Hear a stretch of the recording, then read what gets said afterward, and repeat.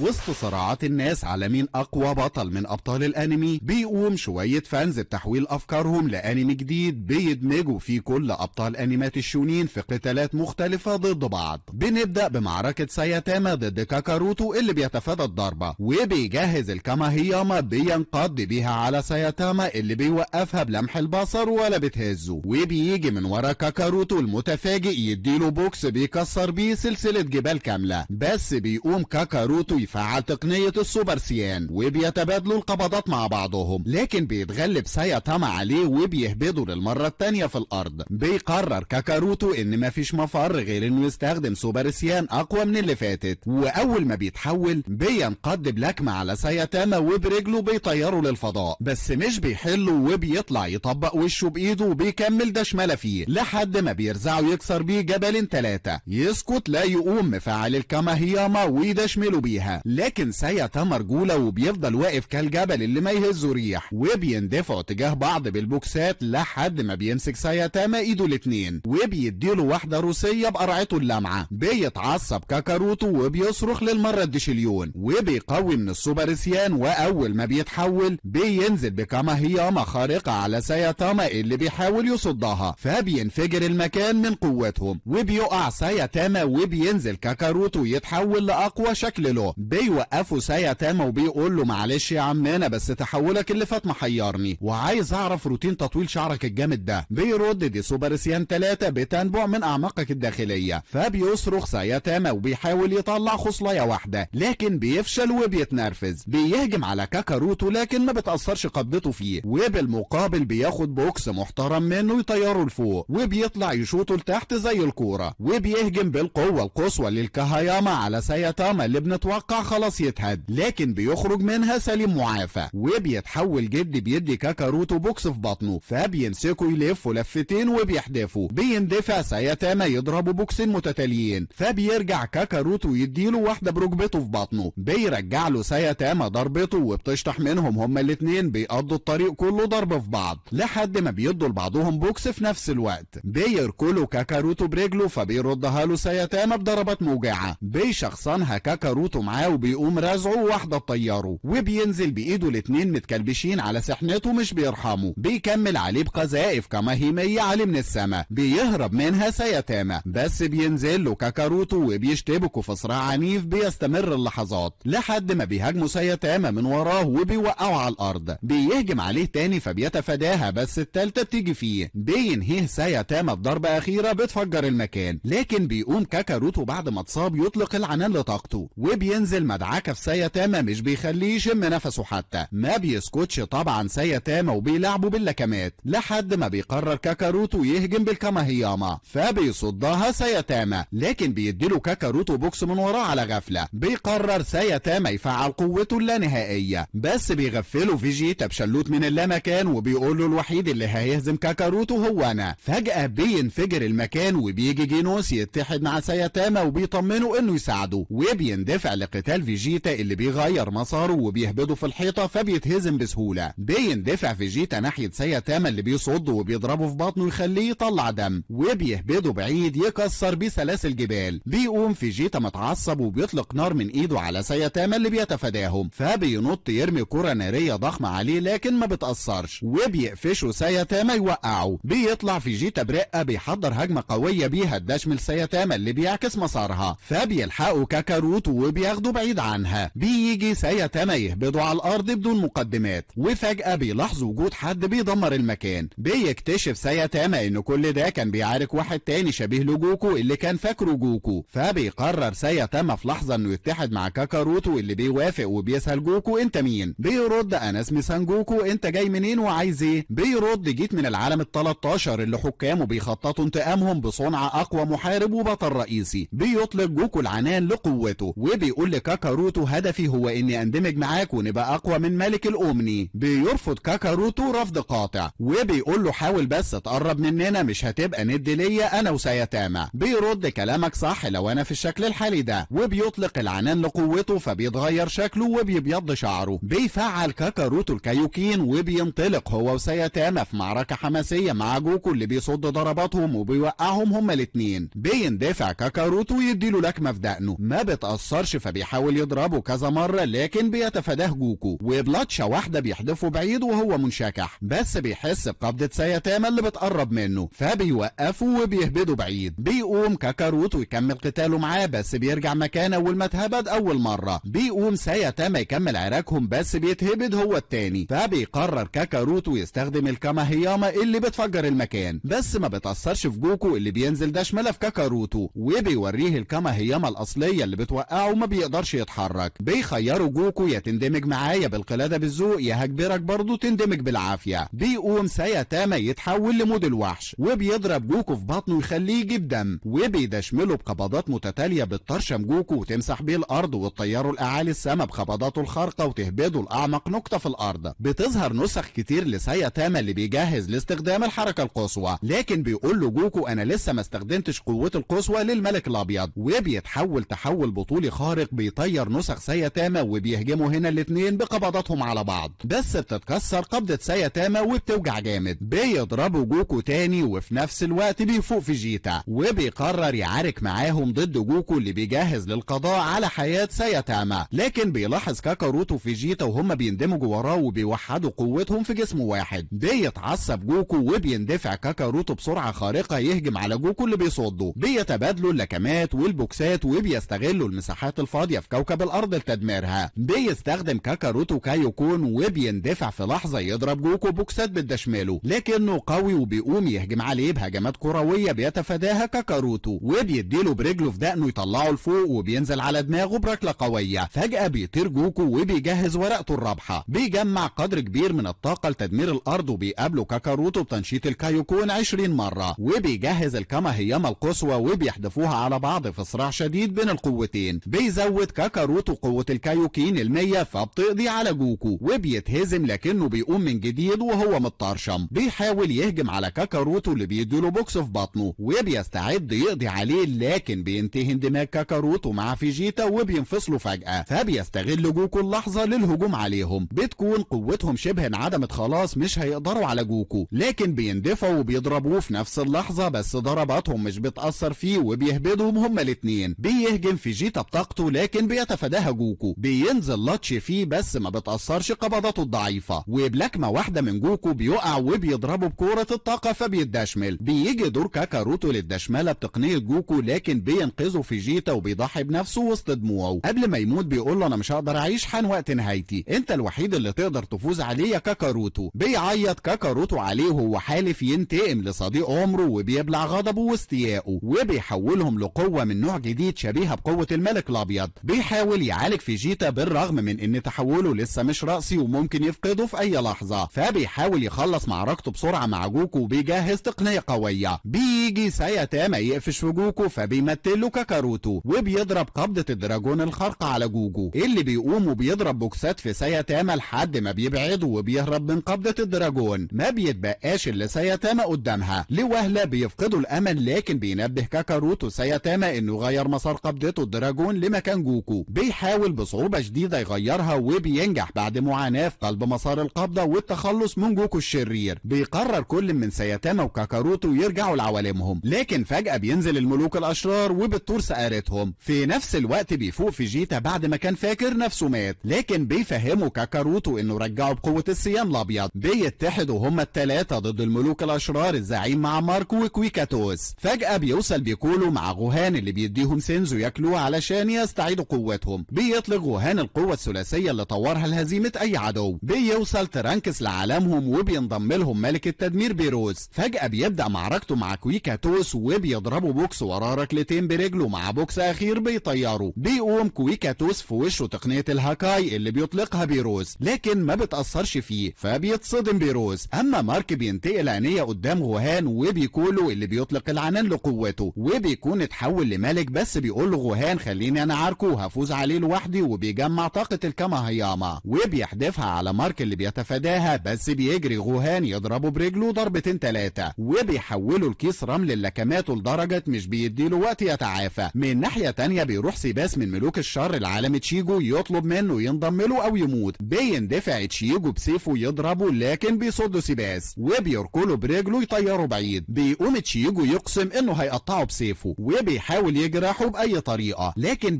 بيتفاداه سيباس بسهولة وبيجي من وراه بضربة واحدة يدشمله في الأرض. أما في عالم ناروتو وساسكي بيظهر قدامهم ديماجارا من ملوك الشر، فبيستعدوا علشان يقاتلوه، لكن بيوقفهم لوفي اللي بيظهر في عالمهم وبيعرض مساعدته عليهم. بيتحول لوفي وبيستخدم تقنية المطاط وبيشفط هوا بينفخه في دراعاته وبيدمر المكان حواليه. بنرجع لبيروس اللي بيكمل دشملة بكل الطرق والهجمات والضربات في كويكاتوس، لكنه بيقوم بكدماته وبسرعة رهيبة بينقض بالبوكسات على بيروس اللي ما بيسكتلوش، وبينزل بلكماته عليه وبيشوطه بعيد برجله. بيهنج بيروس من الإرهاق، وفجأة بيلاقي ايد كويكاتوس بتلف عليه تخنقه، لكن بيتدخل سايتاما بلكمته ويحدفه بعيد. بيقول لهم بيروس في حاجة غريبة، أنا قوتي بتتشفط بسرعة. بيرد زعيم الملوك لعلمكم كويكاتوس هو أضعفنا في القوة. بيقلقوا، لكن بيطمنهم سايتاما إن مادام متحدين مع بعض هنفوز. وبيتحول كاكاروتو بسوبرسيان الأبيض وبيطلب من الباقي يروحوا يقاتلوا ضد ملوك الشر التانيين. بيندفع كاكاروتو ناحية الزعيم اللي بيندفع عكسه، وبيصدوا بعض في محاولة للتغلب على الطرف التاني. بيضربوا كاكاروتو بركبته في دقنه، فبيردها له الزعيم تحت الحزام. بيندفع كاكاروتو وشوطه برجله بعيد. بيكمل بيروس معركته مع كويكاتوس بعد ما اطلق العنان لقوته. بيتفرج سايتاما عليهم من بعيد وبياخد وضعية الاستعداد للجري. واول ما بيروس بياخد ضربة توقعه، بينطلق سايتاما يضرب كويكاتوس بوكس بيحدفه 20 كيلومتر، وبيقول له لو فكرت تقوم هتتهان مني تاني. مجرد ما بيقوم كويكاتوس بيبلع البوكس التاني في وشه وبيدشمل منه. في نفس الوقت بيتحد لوفي مع ساسكي وناروتو اللي بيفعل وضع الكوراما، وبيطلق قنبلة البيجو بس بيصدها ديميجرا بسهولة. بينزل ساسكي بسيوفه فبيتفاداها. بيجي لوفي من وراه وبيضرب بوكس في وشه بس مش بيأثر فيه بهفوة حتى. بيجي دور ديميجرا في الهجوم وبيطلق تقنيته اللي بيحاول ساسكي يوقفها بصخور، وبيرهق عينه وتشاكارا لحد ما بالعافية بتقف. بيطلق ديميجرا كرة ضخمة من الطاقة وبيرميها عليهم وهم محتارين هينجو ازاي منها، لكن بيجي فيجيتا يبعدها عنهم وبينقذهم. وبينزل دشملة في الملك بلكماته المدعومة بالطاقة، بس اول ما بيقف بنكتشف ان ديميجرا ما تأثرش بضربه وبيلطشه بعيد. اما في معركة كاكاروتو بيطير بعيد عن الزعيم وبيهجم عليه بطاقته، لكن بيتفاداها وبيركله برجله وبيهجم بكرة الطاقة عليه. بيحاول كاكاروتو يصدها بالرغم من انكسار كل حاجة حواليه، لكن في النهاية بتصيبه وبيقع واضلاعه بتتكسر. بيحاول يعالج نفسه زي ما عالج فيجيتا وبتنجح. اما ايشيجو بيوصل لحدوده فبيقرر يتخطى حدوده وبيتحول. بيروح لترانكس يساعده وبيساعدهم ناتسو. بيتحول ترانكس وبيطلع سيفين من ايده. بينبهروا بقوته فبيطلق ناتسو قوة الدراجون هو كمان وبيهجم بيها، لكن بيصدها سيباس وبيصد هجمة تشيكو المندفع ناحيته وبيهاجمه. بيجي ترانكس يهاجمه بسيوفه الاتنين بيتصداه لحد ما بيقع. بيطلق ترانكس فلاش قاضي عليه بيدمر المكان كله. بيتفرج فيجيتا على ابنه وهو مصدوم بقوته وازاي بقى اقوى منه شخصيا، فبيحس باليأس وبيفتكر ماضيه اما كان ابوه بيكلمه عن انهم احفاد لملوك السوبرسيان اللي بيجري دمهم في عروقهم. بيقرر فيجيتا يطلق قوة السيان الحقيقي اللي جواه وبيتحول لسوبرسيان ابيض زي كاكاروتو اللي بيدشمل من الزعيم، وقوته بتغزله وبتقل مع استمرار المعركة. ما بيستسلمش كاكاروتو وبيندفع يهجم على الزعيم وبيتبادلوا القبضات، وبيتفوق الزعيم عليه وبيبهدله ضرب لحد ما بيمسح بيه الارض. بيقوم كاكاروتو وبيطلق قواه للمستوى 100 فبيدمر جزء كبير من الكوكب، وبينطلق بسرعة يضرب الزعيم في بطنه وبيهجم على اجزاء جسمه، لكن بيقوم الزعيم وبيكملوا معركتهم. بيديله كاكاروتو بالكوع في وشه وبيضربوا ضربات متتالية لحد ما بيهبده في الارض وهو بيفكر ان قوته قربت تضعف. بيقوم الزعيم يحاول يضربه، لكن بيتفاداه كاكاروتو بسرعة وبيدوس عليه برجله وبيديله بوكس قوي، لكن بتأثر على عظم كاكاروتو وبيتكسر من الاجهاد. بيستغل الزعيم الفرصة وبيهجم عليه بطاقته، فبيحاول كاكاروتو يصدها بايده السليمة. بيقوى الزعيم من كرة الطاقة، لكن بيدمرها كاكاروتو. بيعالج عظمه المكسور وبيضربه ضربة قاضية بتهبده في الارض، وبيعلي من مستواه 100 وبيطلق كماهيما قصوى. بيحاول الزعيم يصدها بصعوبة، لكن بيزود كاكاروتو من قوتها وبينتهي تحوله وهو متوقع موت الزعيم، لكن بيكون واقف على رجله طبيعي وبيبدي اعجابه بقوة كاكاروتو وانه اطلق الكمية الهائلة دي من الطاقة من غير ما يتخطى حدود الامني. بيضخم الزعيم من نفسه وبيزود من قوته بطريقة مهيبة. بيستغرب كاكاروتو ازاي يتحول كأنه ملك ابيض. بيرد علشان امتصيت كل قوتك ساعة هجوم الكاماهياما، وقدرة الامتصاص دي موجودة عند كل الملوك الاشرار